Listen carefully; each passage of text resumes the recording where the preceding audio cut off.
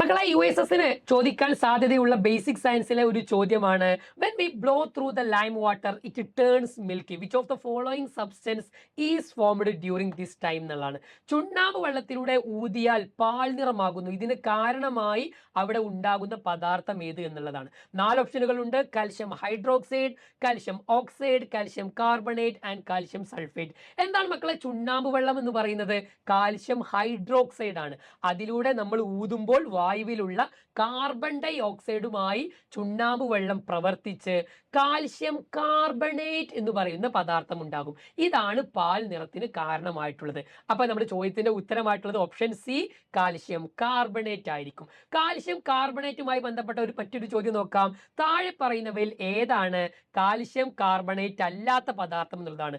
4 ഓപ്ഷനുകൾ ഉണ്ട്. ഈ ചോദ്യത്തിന്റെ ഉത്തരം വീഡിയോക്ക് താഴെ കമന്റ് ആയിട്ട് രേഖപ്പെടുത്തുക.